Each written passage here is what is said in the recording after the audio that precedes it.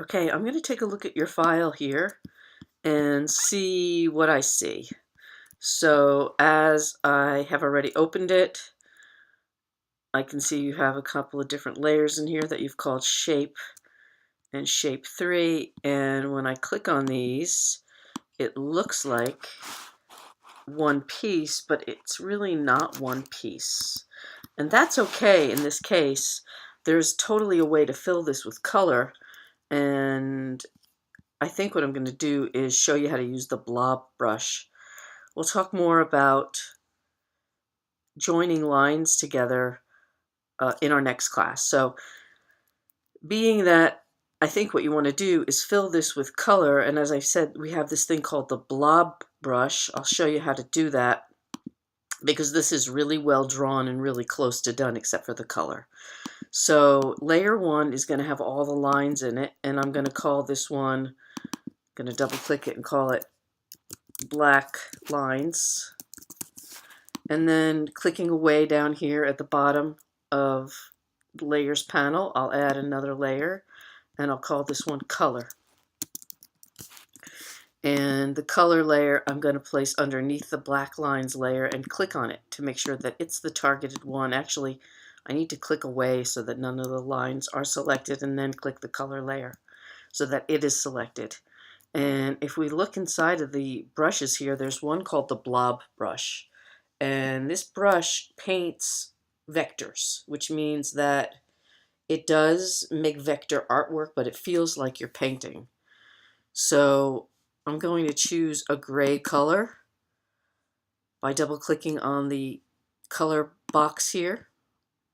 Another way I can get color is by going to the swatches of the color panel. And there we have swatches.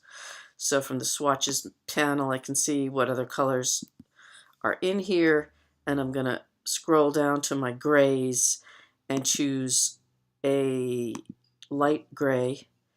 And with that color selected, I can see there's a brush here, and I'm on the color layer. And if I start to just paint, you can see the color is underneath. So that's super helpful. So there's that. And I am painting vectors, which is so great. Yeah, I could come back and paint over those eyes. So it's this brush here, the little Blob brush, and I'll just continue to fill this in a little bit. All right. And if you look on the brush here, each one of the times that I've painted comes up in the color panel as another path. And it actually shows it as a path, not a fill. And I can continue to do this.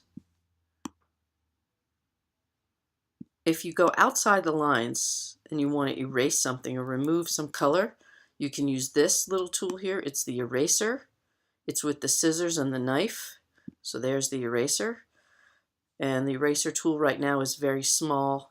If you double click on these tools, the eraser, when you double click on it, it lets you change the size. Right now it's at 8 pixels. Now it's at 16 of the brush tip, which again isn't really a brush like a Photoshop brush, but it feels like a brush and it's making vectors.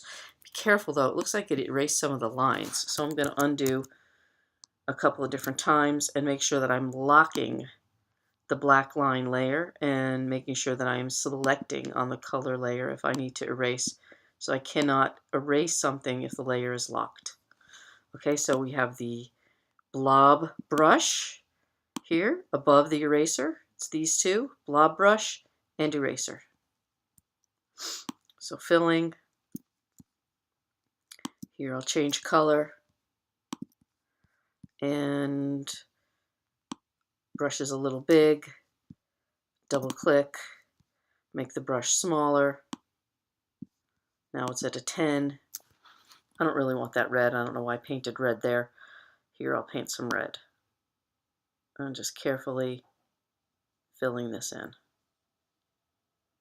You might want to zoom in and back again to the Blob brush. These shapes that I'm filling in can be selected with the direct selection tool. I just selected this one. It's actually showing as a fill this time. And I'm going to select it, double click on it, and give it like an ivory color, which I think is a little bit more warm than that. And there you have it. Regular selection tool, click away, and I'll send this file back to you as well as this little movie.